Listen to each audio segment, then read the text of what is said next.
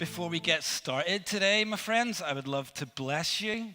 I bless you in the name of Jesus to know Jesus even more wonderfully today. I bless you to be healed in your body, your mind, your emotions, and in your spirit today. I bless you with guidance and help from God. I bless you to flourish in this season, no matter what challenges you find yourself up against, so that you can prevail. And I bless you to experience the love and joy and hope and peace of God today. May it be fun. Well, hi. My name is Crooksy. If you're a guest with us this morning, I'm one of the lead pastors here. This is my wife, Jamie. She's also one of the lead pastors. So glad that you're here. And if you're a guest here this morning and you are exploring places that you think might end up being a spiritual home for you, I've got good news for you. Today is Vision Sunday, so you're going to get to gather all of the data and make an informed choice about whether this church is going to be the right fit for you or whether you're going to find a spiritual home somewhere else. If you're new since the summer, now is a good opportunity for you to get the full picture on some of the stuff that you probably heard us talking about over the last few weeks and months. And if you've been calling Rehope your home for a hot minute now, it's always fun to get a nice reminder of what we're about. Today we're going to be thinking about why God placed us here. We're going to be thinking about the commissions that He has given us, and we're going to be thinking about how we can partner with that and partner with Him in the next season. Exciting times. So I'd love to start this morning by reading Psalm 1 together. If you've got a Bible with you this morning, now's a really good time to look that up. But if you don't have one with you, that's no problem. The words will be up on the screen as I read. Psalm 1 kind of sets the table for the rest of the collection, and it contains within it a choice. And depending on how the reader responds to that choice, it's going to have a big impact, not just on how they interact with the rest of the Psalms, but just for life in general, as you will see as we read.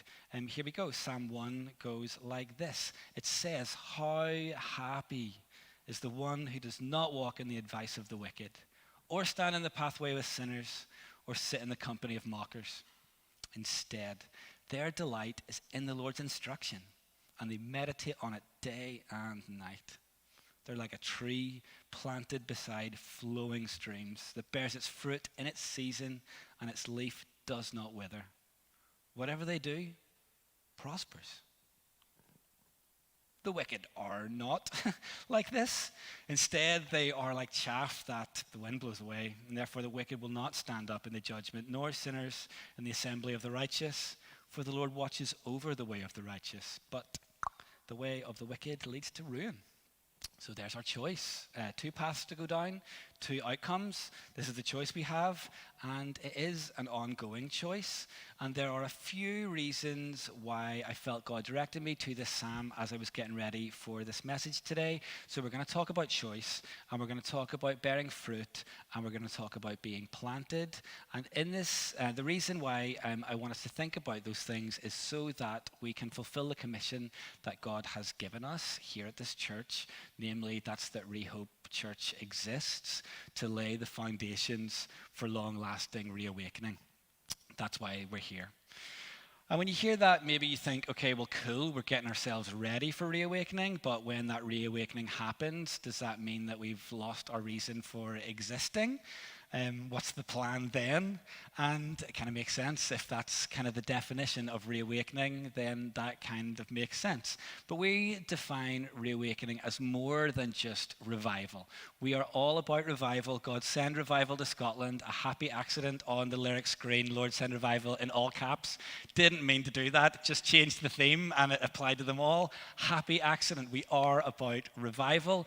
But reawakening encompasses more than that, because we're not just sitting around waiting for the big dramatic moment where God sends revival over Scotland. Soon may it come. But we're not just thinking about the macro level.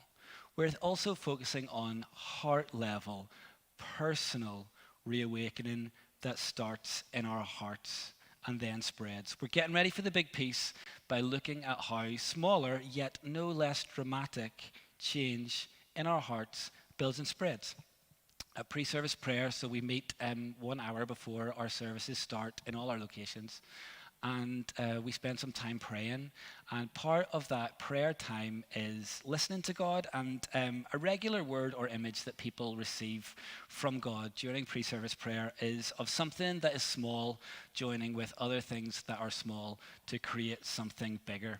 Like common pictures are like streams, like little streams that flow together to create like a large river, or like little sparks starting little fires that then get stoked up and spread to become like a really big blazing inferno. Like reawakening starts at home with little sparks, with little streams, but it doesn't stop there. It spreads and it grows. And since this is like a repeated word from God that we keep getting in one form or another, we want to be making sure that we're paying attention to it and partnering with God in it so that that thing becomes a reality. And the starting small and the growing thing is a really important thing for us at this location of Rehope in particular. Back at the start of the year, the elders received a word from God for Rehope Southside, and that word was 4 times growth in 2022. So yes to the growth in numbers of people, but that also included 4 times growth in all the other fun stuff that's going to go along with that.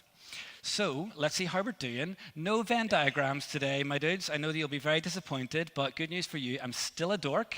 So here is a line graph of our attendance in 2022. Now, up there, you will notice the valley of the shadow of Lindy got a new job, and Jamie and Crooksy snoozed on recording the attendances in Church Suite.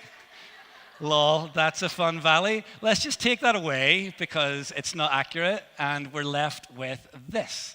Okay, cool. And here, just so we can analyze some data, is a trend line to show our growth.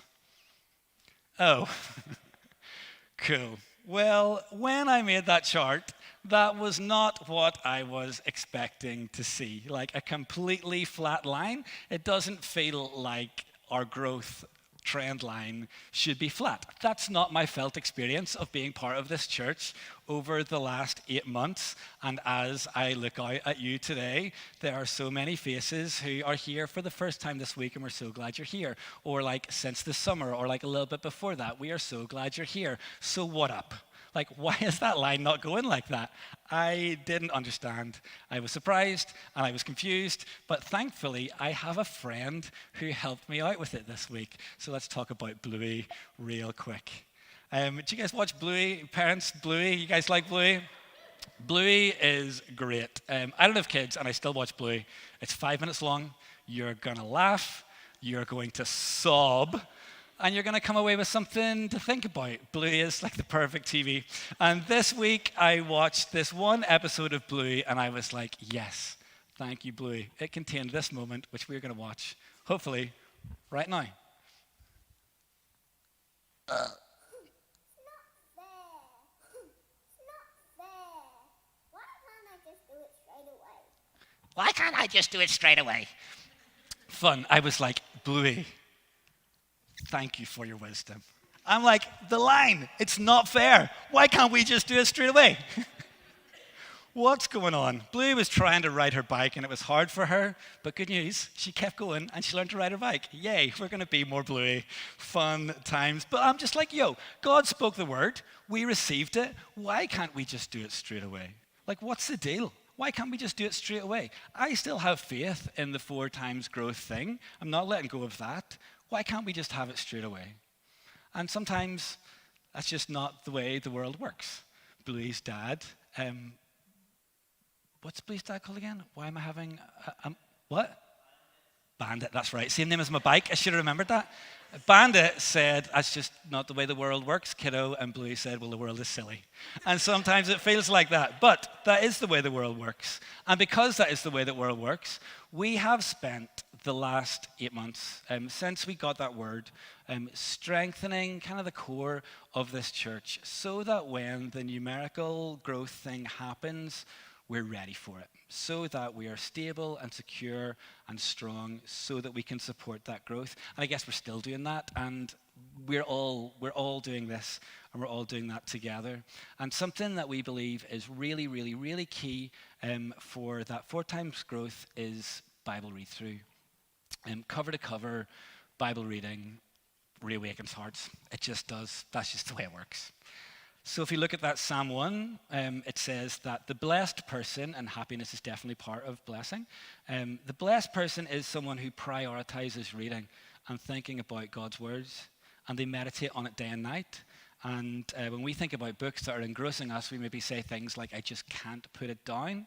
And what happens when you do that is it unlocks for them happiness and flourishing and growth and strength and resilience and success and fruit. There is no doubt that prioritizing, spending time with Jesus in his word is key for personal heart level reawakening that then spreads. And I guess that's where our choice comes into things. So, even more dorkdom, here's a little flow chart. I don't know much about coding, but I do get the concept of an if-then-else statement. It's a pretty simple concept, to be fair. Like, if A is true, then B happens. Else, it doesn't happen. Like, this thing happens instead. And if prioritizing spending time with Jesus in his word is true, then all those good things that Psalm 1 promises. Or else, way less of all those good things. I'm not saying none of those good things, but I am saying way less of all of those good things that are going to happen on like a personal level for you and on a community level for us. Like, this just kind of makes sense because, like, think about it. If our rivers, our little streams aren't flowing, they're not going to join with the big river. They're not going to create a big river. If our sparks aren't flying, they're not going to start fires, and those fires aren't going to grow, and they're not going to like merge into the big fire. But if they are, if those streams are flowing, if those fires are burning, then this growth thing is going to happen. And we have a really, really, really exciting opportunity for like great stuff to happen here at Rehope Southside over the next season. And it's an opportunity that we want to make sure that we don't miss. Bible read through, if you're new around here, it works like a book club. And we spend some alone time with Jesus during the week. Like, it's usually about like 2 hours of reading, like, commitment. And we follow the reading plan so that we are all in it together, and that's fun. And once a week, we get together with our group and we share 3 things that God has been teaching us. And we share when it's our turn to share. So you take your turn, share one thing, then the next person goes, and it kind of goes all the way around the group till it gets back to you, and then you share again. You share when it's your turn. When it's not your turn, you listen and you respect other people's learning. And you do respect other people's learning by listening, like, politely and intently. And if they have got something just a little bit wrong, or maybe the wrong end of the stick, or they just haven't figured things out fully yet, we don't correct them, because we trust God to finish the teaching process that he has started, and they have got so much time to absorb and learn what is going on, and we don't want to like kill the vibes of their learning journey. It's good, we respect people, and it's fun. I mean, we talk about our weeks and we celebrate the wins, and we have each other's backs in the challenging things, and we pray for each other. And Bible read through is class, and I love it, and it works. It reawakens hearts. Here's how it reawakens hearts. It's because we grow in love, and we see that like Psalm 1 delight emerging, not starting straight away. Why can't you have it straight away? This is something that emerges. Trust the process. It emerges until we do get to a place where we think, this Bible, I just can't put it down. And planning time is essential for that. Don't try and squeeze the important things in your life in around the other stuff. We need to make time for this, because the enemy will try and convince you that you don't have time for this. And quite often, that's just really, really easy for him. And he wins a lot of those ones, but don't believe his lies. My dudes, if then else. If you make time for this, then you will have time for this. Else, you won't have time for this. When I started doing Bible read through back in like 2009, the honest truth is that I was not a faithful part of my group in the slightest.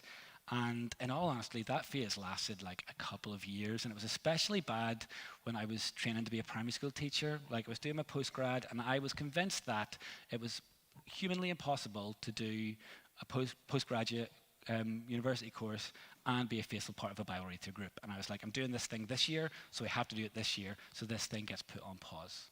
And to say that I wasn't wonderful at attending my group is being so generous to me. And a lot of the time, not attending your group and not having done any reading have a pretty direct correlation. That was my zone. And I just believed the lie that I wouldn't have time to do things. But then I'm also looking at Duncan Roseweir, who did teacher training last year and was a faithful part of a Bible read-through group. So he definitely proves me and Satan wrong. And if I had known that in 2009, that would have been great. But instead, I kind of walked through a desert for a little while. I just thought I didn't have time. And I let him rob me of my joy. And I let him rob me of my learning. And I let him rob me of my growth. And I don't want you to fail in that area where I failed. I want you to pass that test. Like Duncan, credit where credit is due. Like Duncan passed that test. I know that I'm making this out to be very cut and dry, like using code to make my point, like you're a bot and your life is like an algorithm. I know it's not. I know this isn't easy.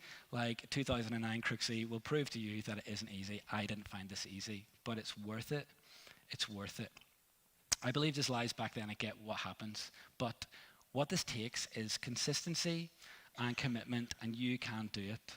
And the thing that I learned from my growth in read-through story is that the thing that really, like, I wish I had a really like helpful, oh yes, I can do that too, story for how to like get into read-through. But what happened for me was I ended up failing my PGDE, so that decision to like bin Bible read-through for it was a really good decision by me. Well done. Failed a placement, had to resit it, had to wait a year to get my probation year started, and there was a while in that year where I was between jobs and I had no money, and the only thing that I got to do that week was I would go to Offshore on Gibson Street in the West End, and that was back in the days when you could buy a bucket of coffee for $2.50, and I would buy a bucket of coffee for $2.50, and I remember reading all of Isaiah in one go. That was the one thing I got to do that week, and it was my treat, and I couldn't wait. I went on a Wednesday. I couldn't wait for a Wednesday. You just, like, that's my big learning. Make it a treat for you. If you're finding it hard to, like, find the love in this yet, make it a treat for you. Like, now for me, that looks like getting up early, cup of coffee, quiet time with Jesus. But maybe for you, that looks like get the kids to bed and glass of wine on the sofa time with Jesus. Like, make that a treat for you so that you look forward to it. Like, that wins at least that won half the battle for me. Really, really, really good and worth doing. My dudes, like, see, like anything that takes a little bit of work, the payoff though, it's class. It really is class. You're going to grow deeper in love with Jesus through his word, like guaranteed. When you read, listen. Rely on the Holy Spirit to speak to you through the Bible. Look for things that stand out, and that might be something just as simple as, oh, hey, I've never noticed that before. Or it could be, do you know what, that verse is a really timely reminder of a thing that I needed to hear right now. Or it might be like, oh my gosh, this is going to change my life. Anything on that spectrum and everything on that spectrum is really, really good. Like, never underestimate the power of getting a reminder of the simple truths. It's good. When something jumps out to you, write it down. If something that you don't understand jumps out to you, write it down, but don't focus on the stuff that you don't understand yet. Think about the things that you have learned. Tuck that away. Maybe this is something that Jesus is going to show you so he can teach you something in the future. Don't blank it, but don't focus on it, and don't let the things that you don't understand yet discourage you. Focus on the things that you do understand, and that's how you're going to learn. You're going to get to see the big picture of the Bible. You'll understand God better because you'll have like a big, clearer picture of who he is and what he likes and what he calls us to partner with him in. You'll start to see all the fun foreshadowing there is in one book, and then between books as you start to connect the dots. The first lap is all like seed planting, and then it's going to be the excitement of, oh, I didn't know that was there. Like, oh, did you know it? The Bible said that? And I'm like, yeah, but it's so exciting to be in a Bible read-through group with someone who's on their first lap and see how exciting it is. Love that. Second lap, when you start to connect the dots, boom, so exciting. That kind of goes for a few laps, to be fair. So exciting. This is really worth it. Really, really worth it. Once you've got your things written down, choose 3 of them to share with your group in the like circle thing I talked about. Share them succinctly, and don't feel the pressure to know all the answers. Don't feel the pressure to preach a whole big sermon. You don't need to do that. Keeping things succinct and simple it's actually really, really helpful for the rest of your group and for you. If you can distill what God has been teaching you and summarize it succinctly, you'll know that you've really learned it. And good little literacy skill to have, I guess. Anyway, and if you feel the pressure to preach a big sermon and you think, I'm never going to preach a big sermon, take the pressure off yourself, because Bible read-through is a lifetime thing. See the big picture.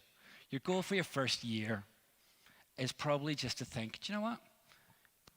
I feel like I'm getting a little bit more consistent with this, and like more often than not, I'm finishing my reading. I wasn't so hot at the start, but I'm getting better.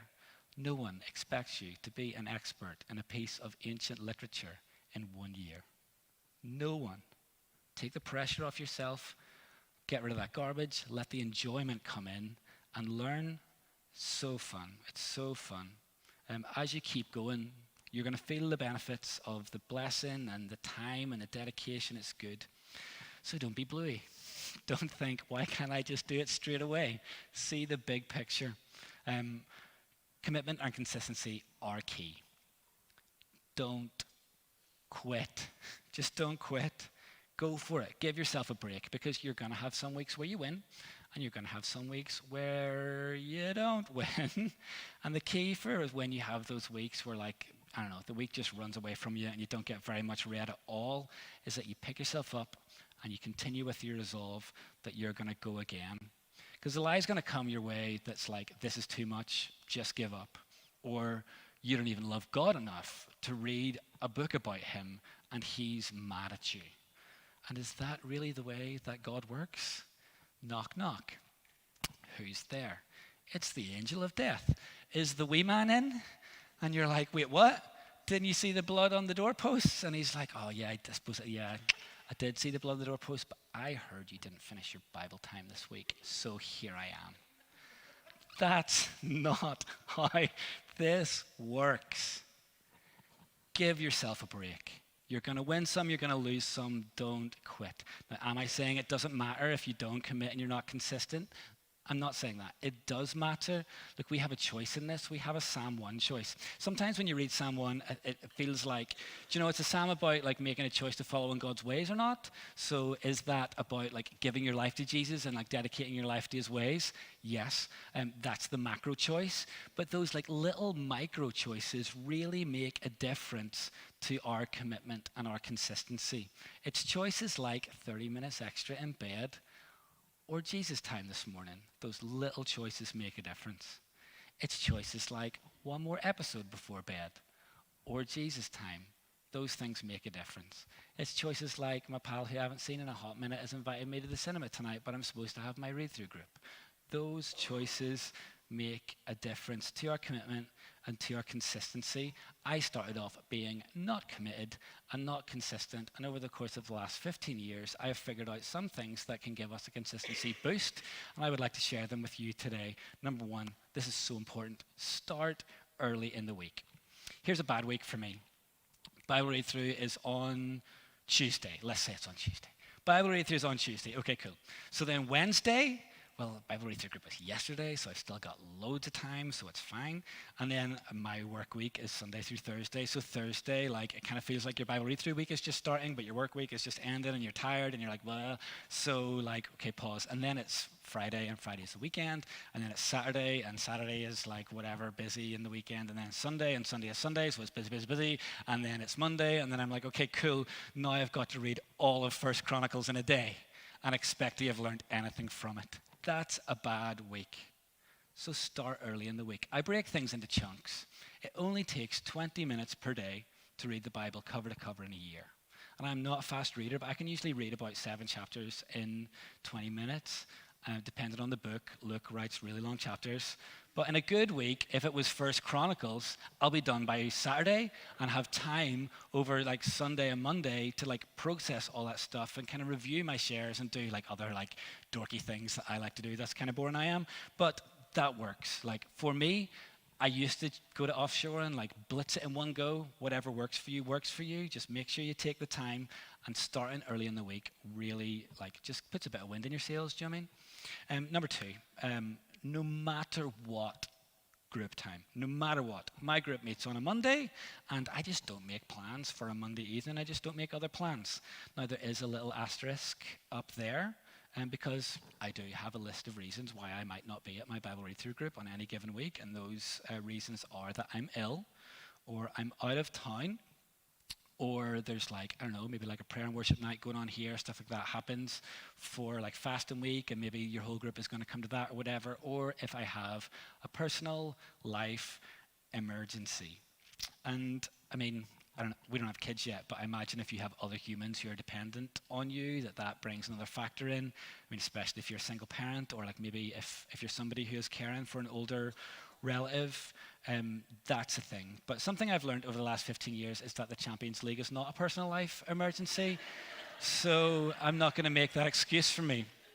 Good news, though, is that my group is on a Monday night and the Champions League is never on a Monday night, and also my team are rarely in the Champions League anymore. So it's not a problem for me. That's an easy one. Well done. Great. 15 years of learning. Here's an easy one for you. My dudes, reply to the text thread. And that seems like a really, really simple one, but this kind of, like, it's just a really easy way to boost some consistency. Read through leaders. Get that, like, oh, hey, pals, like this week we're reading Genesis 25 to 50. Can't wait for all that, like, family dysfunction, lol. See you at the granary on Monday at 8 o'clock. Send. Get that sent out early in the week. And then gives people, like, oh, yeah, I need to, okay, Bible. Or if you send it out like an hour before, be like, who's coming? You'd be like, And if one person ghosts the thread, it just gives other people opportunities to ghost the thread. But if the first person replies like quickly straight away and being like, oh, actually I haven't read very much yet, but I'm still planning to be there, kind of gives everybody just like a little bit more motivation to do it. Replying to the text thread matters. And if you're a guest with us at the moment, just we're going to have a family moment here, so just pause for a minute. You guys can pause for a minute. If we have people who are joining our church, which we're convinced God is going to bring people here specifically for Bible read-through, and their first impression of Bible read-through before they've even got to come to a group yet is the text thread, and the leader says who's coming, and then all the ghosts say nothing, it doesn't communicate the amount of value that I know that you place in this. Replying to the text thread is a really easy way to boost consistency. Even if you're not going to be able to make it, say, oh, hey, I'm not able to make it this week. And if you don't want to say why you're not able to make it, then maybe a little question you're asking yourself is this a legit reason why I'm not able to make it? And you can do a little bit of self-assessment on that. That's a bit of fun for you. Anyway. Here's one that won't work for everybody, but will work for some people. Keeping things same time, same place. Like, consistency makes consistency. And I know that some groups meet in people's homes and you share out the hosting responsibilities, and I get that. But knowing that, like, my group, same time, same place, just gives a little bit of extra consistency. And if that's not your group, that's cool. Just make sure that since you've decided to be a little bit more flexible in one area, that you're like committed to the consistency in other areas. And the last one, which I also think is really important, is just start on time and end on time. If you've ever been to Bible read through and shown up at 7:30 and spent the whole time chatting before you end up talking about Bible or praying for anything, and then before you know, you're leaving at 11 o'clock, and then at the earliest you're putting your head on a pillow at 11:30. And have you done that? Yep, me too. Have you ever woken up in the morning like an absolute zombie? Yeah, me too. Have you ever forgotten about your zombie state and then done the exact same thing the next week? Yeah, me too. I've done it.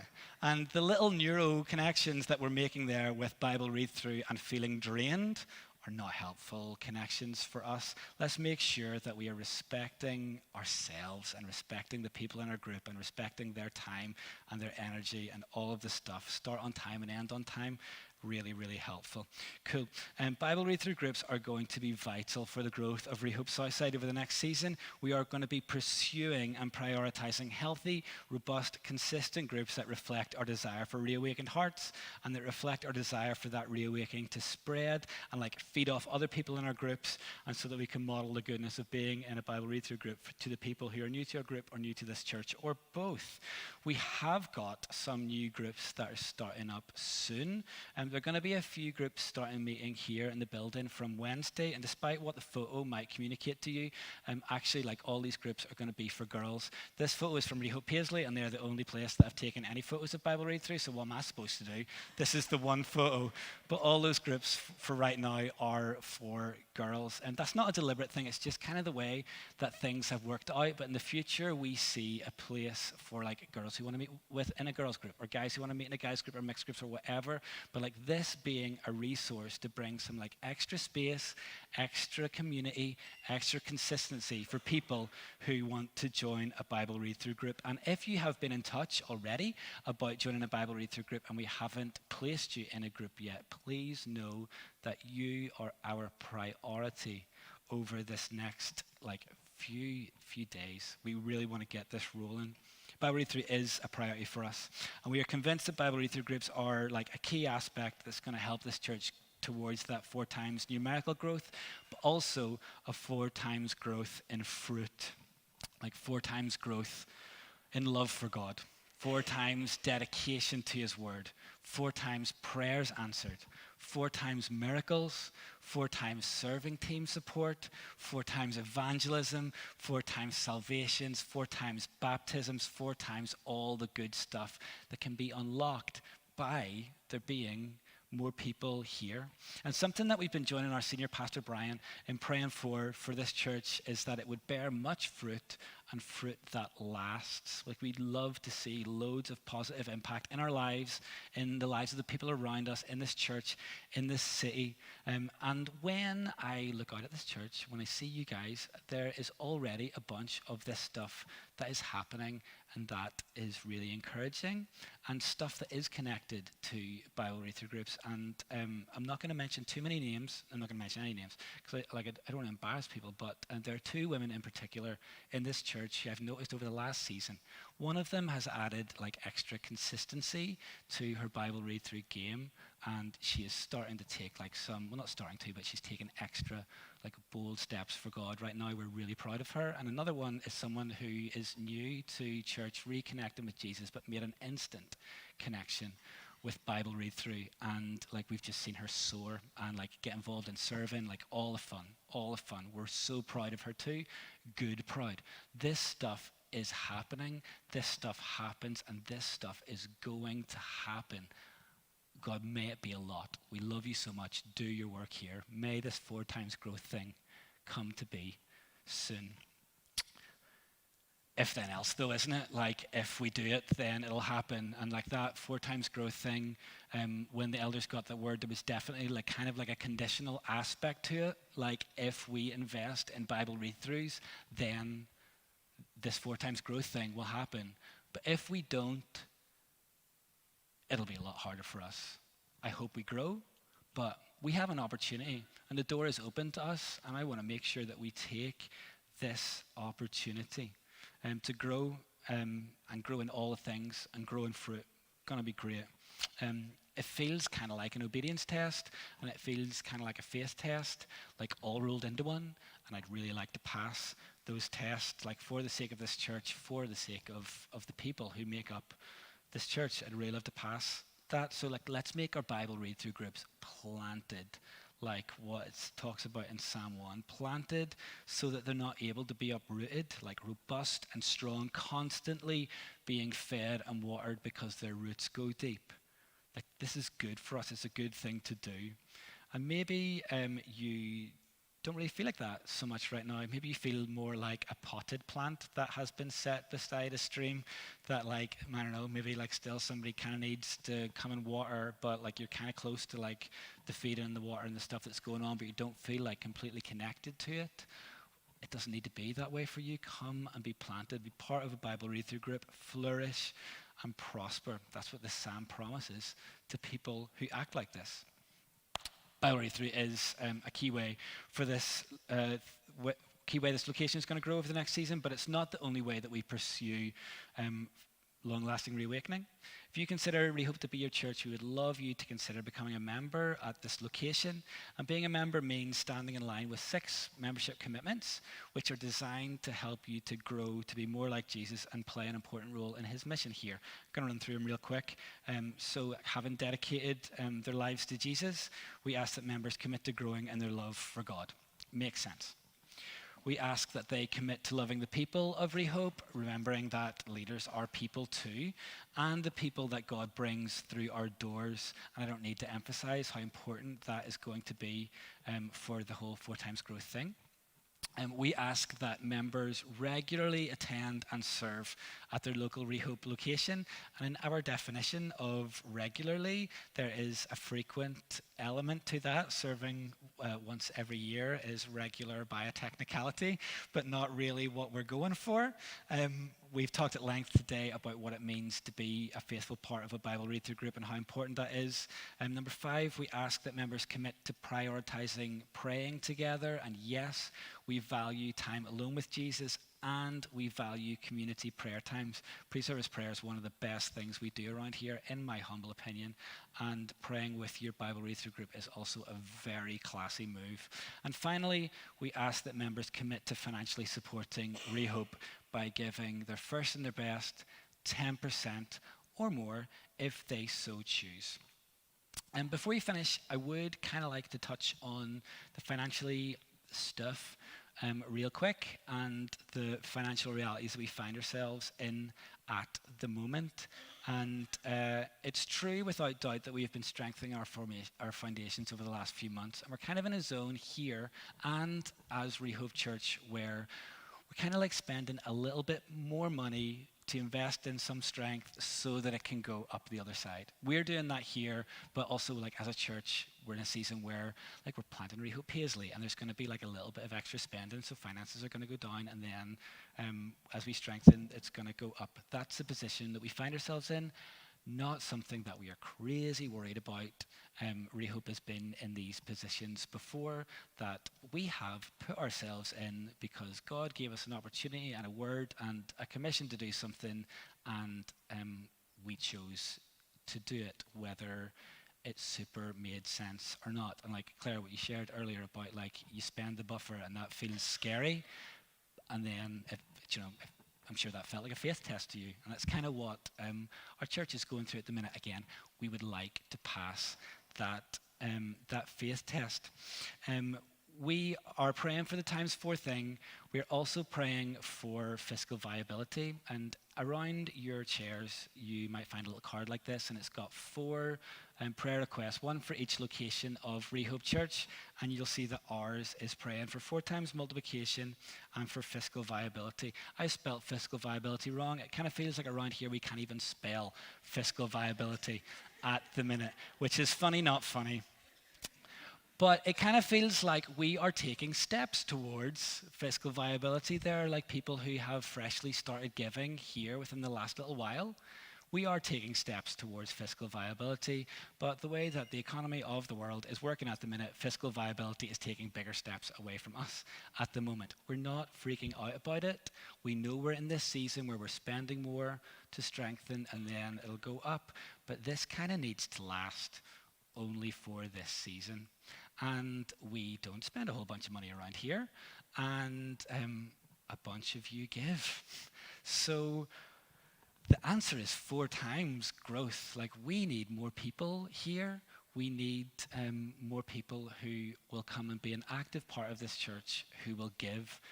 Please, please, please, please, please, over the next 40 days, pray for these things. And when you're praying for Rehope Southside, pray urgently and expectantly for 4 times growth, included in the growth numerically, and the growth of all the good things that I mentioned earlier is growth in giving, so that we can be a church that feels like it's planted beside a stream and flourishes and prospers, and all it does. Prosperous sometimes feels like a weird word to attach to a church, especially with giving. I'm just taking it straight out of Psalm 1. That's what it says. That's what I'm going to go with. Anyway, if you are a member, we have a members meeting on Tuesday. If you want the inside scoop on some of this stuff, that's for you. Expect a Zoom link in your emails. If you are not a member yet, it is super not too late to become a member, you can visit rehope.co.uk/membership, click on the apply button, click on the Southside button, and boom, that'll be a little form for you to fill out. That form goes then to the elders so they can keep an eye and pray over people who are applying to be members at the church. Makes sense. And then we'll be back in touch. Cool. We are keeping an eye on our financial position. We're not crazy worried about it, but now is the time to pray for the 4 times growth thing. We want to see 4 times growth. We want to partner with God in the thing that he has for us. Bible read through is going to be a key element in that. And the thing is that it's just win-win. On a personal level, hearts reawakened. And a church level, like those streams flowing together. And for our city, reawakening spreads, my dudes. Lord, send revival. Fun. I've got some challenges for you today, and there are no surprises. My dudes, contribute to cultivating healthy Bible read-through groups at Rehope Southside. Give yourself and your group a little consistency boost by doing the things that we talked about earlier. And if you're not in a Bible read-through group, now is the time to join in with something really exciting that God is doing in this church. rehope.co.uk/Bible read-through. If you're not a member, apply today. rehope.co.uk/membership. Don't forget we have that members meeting on Tuesday, so run, don't walk. And finally, join us in 40 days of answered prayers, including praying for the 4 times growth and the fiscal viability thing for Rehope Southside. If you go to rehope.co.uk/40 days, pop your name and your email address into a little box. We will email you a blog every day. It's got a story, a testimony of answered prayers. And the vibes with this is that you read it and your faith goes up, and then it gives you a springboard to pray. You pray urgently, expectantly, and then God answers, and then your faith goes up. And you pray urgently and expectantly, and then he answers, and then your faith goes up, and then you pray urgently and expectantly, and then he answers, and it just kind of goes like that. And also, if it fits with your schedule, we have a virtual prayer room that's going to be going on Zoom at 8 o'clock every weekday morning during 40 days of answered prayer. The link is on the same at the same URL up there. If it fits with your schedule, we'd love for you to join us. There's been a group of dudes who've been meeting every weekday since lockdown, and they still are carrying it going, really faithful. It's fun to join with them and give them a bit of encouragement and a bit of wind in their sails over these seasons. I promise you that I'm not just putting a bunch of URLs on the screen because we published a new website this weekend, but we did publish a new website this weekend. And I think it's cute. So if you want an extra bonus point, you can go to that website and see if all the links work and see how many spelling mistakes I have added, and let me know so I can fix it. I appreciate you. Fun. Let's pray together, my dudes. You can stay seated for just a second. God, we love you, and we thank you for how you've spoken hope over this church for the next season. We are really excited for this opportunity, and we don't want to miss it. God, I pray a blessing of growth and fruit that lasts over this church. I pray for reawakened hearts, reawakening that spreads. God, I pray for excitement. I pray for drive. I pray for consistency, and I pray for commitment, and I pray for delight. God, I pray we can't put it down, just can't put it down. And I pray for you to do your thing at this church. You're good to speak to us. You're good to guide us. We're following you. Bless us in that. We love you. Amen. Hi.